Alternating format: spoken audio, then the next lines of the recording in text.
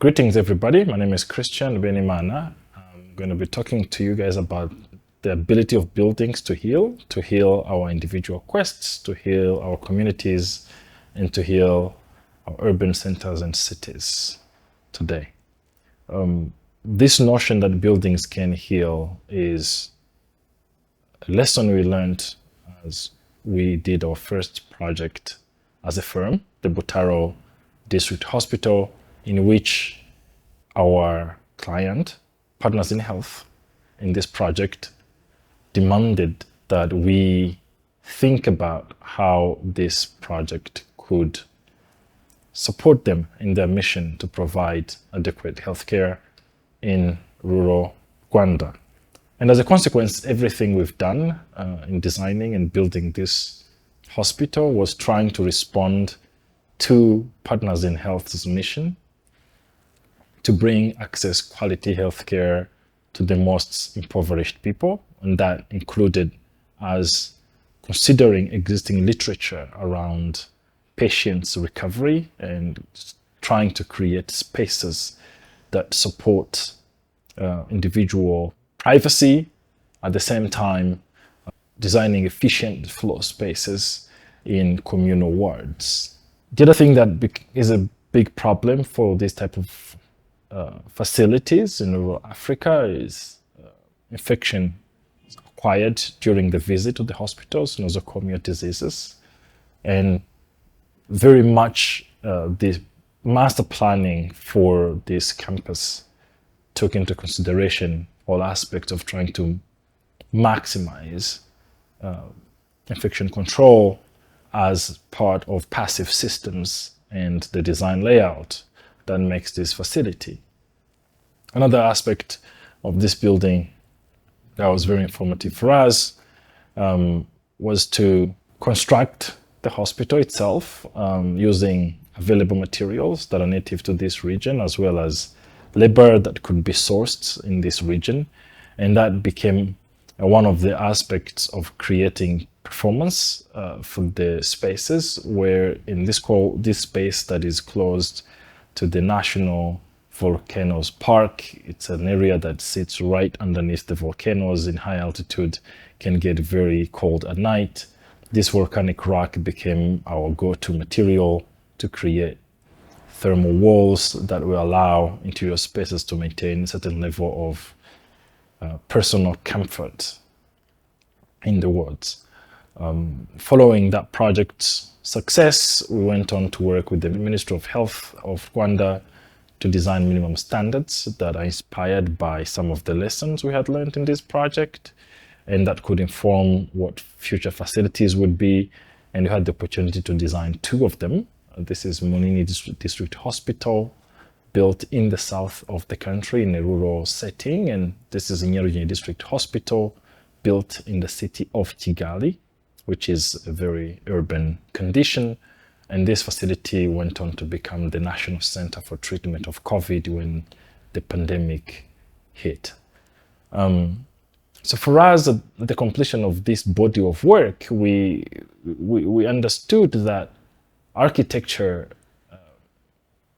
can heal and buildings can heal, and that the only condition for that to happen is that it is intentional, that architecture as a discipline, as a service, is held accountable to that the idea of living in spaces that are beautiful and that contributes to improving our quality of lives is actually everyone's fundamental right. And because of that, our practice was established around this idea that every project should be able to communicate what is intended to do, and that's what we refer to as the mission. And what that means is that we need to rethink the conventional model of deploying architecture services and the architecture discipline as it participates in the built environment. This is the conventional ways where architects will get commissioned oftentimes. And what we discovered is that we need to invest upstream. We need to be intentional about questioning how the benefits of design are placed in a way that they benefit those that need them the most and benefit them in the best way possible. And that means we need to challenge this model of involvement for the architect to a model in which we are more involved in projects way before they became projects on spec or on RFPs or RFQs, depending on which term you use in your industry or region. And as we do that, we understood that immersing ourselves into the context to answer a key critical questions is paramount to the success of these projects. And of course, what we understood was that we need to not question whether our work has an impact, but to try to understand how much impact and how we can understand that and inform both the projects we're doing, but also the projects we are yet to do. And the way that translates into project work, we'll give an example of a number of projects that we've worked on. This is the Africa Leadership University. It was started by a visionary and entrepreneur, Fred Swanika. He found out that on the African continent, we will not be able to build enough universities to the rate they are needed to accommodate everybody that is seeking higher education on the African continent, given the population rise. I will not repeat statistics here. And what basically that means for us as a challenge, as an architectural challenge, is to understand how a higher learning institution would become different in terms of how it's thought, how it's designed, how its space serves this alternative model of education in which students don't declare a major, but declare a challenge which they want to solve. The Africa Leadership University campus is very much a spatial creation of this alternative learning model that then starts giving birth to a structure that allows different types of accommodations, but is also respectful of certain social rules that we've already known. And the results is this building, it's a carpet building that is very dense, that reduces significantly the amount of square meters per student, and is able to be built in record time to be able to support this alternative education. The other project I'll briefly talk about is the Rwanda Institute for Conservation Agriculture. It's an institute based also here in Rwanda, and it's seeking to address the conundrum of food security. Our farmland in the country has overtaken the natural ecosystems. We're very close to using the majority of it. At the same time, a significant portion of our population remains food insecure. And as a result, the government has invested in this institution to figure out a way where we can understand how to make land more productive, but in a way that is also like respective and restorative for natural ecosystems. And the campus was designed from a master plan level with the concept of One Health approach in mind, to try to see how we can achieve this delicate balance between human ecology and animal life. The campus is self-sufficient in terms of water and the generation of electricity that it uses, and also seeks to understand how currently the land is used and how it could be maximized, starting from the top of the hills and getting closer to natural ecosystems in the bottoms of these hills and the valleys and the wetlands.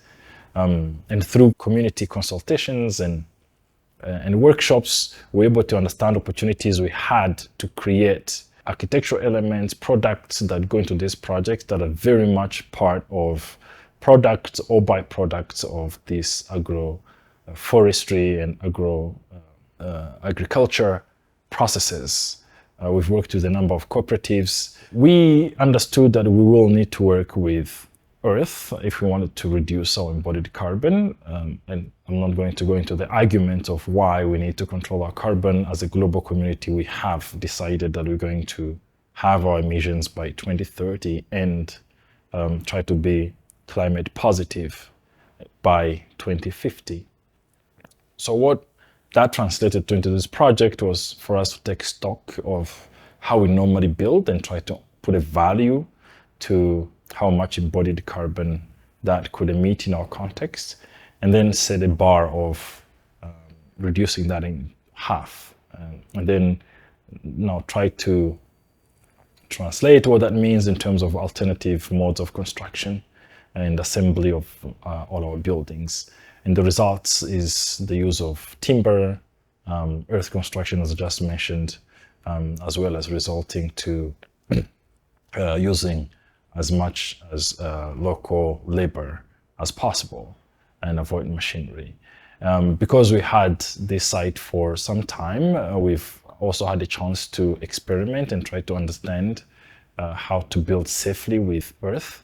We've went on to provide all of these studies to the regulatory authorities so they can help disseminate guidelines that can allow people to build with earth blocks in a way that is safe and it can be regulated. And these guidelines were published last year when we started seeing buildings being built as a direct result of the work we've done together with our partners around understanding earth construction and how it could support the development of cities.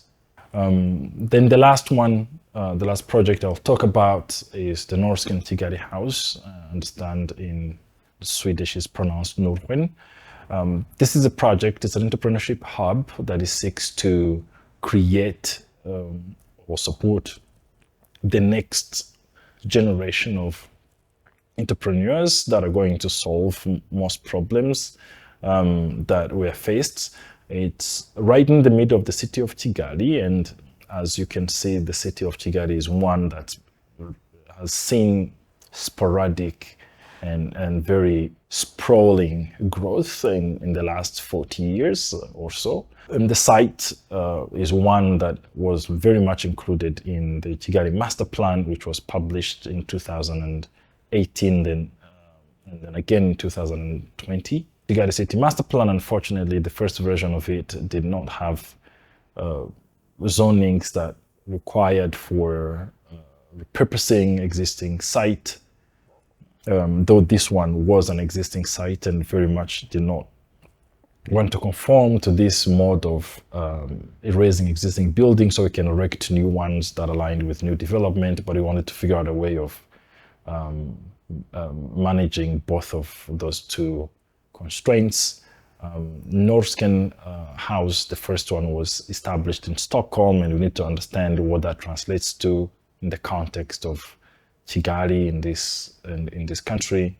And Norwen, as we understand, means Northern Lights, and for us, we translated that into what our skies look like at night, which is a constellation of stars. And that basically is what gave birth to the concept of the project, where this constellation of stars reflected on the ground on our campus, in both the landscape, the existing classrooms where this site used to be, and the new building, the expansion that we had to do. This campus used to be a Belgian school, and it was a very exclusive school because it was not affordable for most, and philosophically or historically turning into an entrepreneurship hub that is seeking to be as inclusive as possible for all East Africa, and create see how these entrepreneurs can create solutions to problems that most of which are a result of colonialism by Belgium for Rwanda, and the UK for Kenya and Uganda and other East African countries is a significant one. Its aspect of being an oasis in the middle of the city and trying to both open it up to traffic, but also making it secured and secluded and offer a serene place to work was a challenge. At the same time, not giving into this push for a misguided development that wants to make all cities look like glass towers in the Middle East was important for us. And what ended up being created is this place that marries both this look and feel that is very close to this Nordic understanding of simplicity and use of timber, and as well as like cultural identity infused or inspired patterns and colors and elements in furniture, but also like the construction elements, taking advantage of our climate, our temperate climate here in Rwanda, to offer more outdoor places where people can spend most of the time working when they wish to, during the day or during the night. There's a couple of photos of what the spaces look like. Basically, we do need to rethink architecture not as basic services, but as a discipline, a creative process that can help us solve most challenges faced by our communities. Thank you.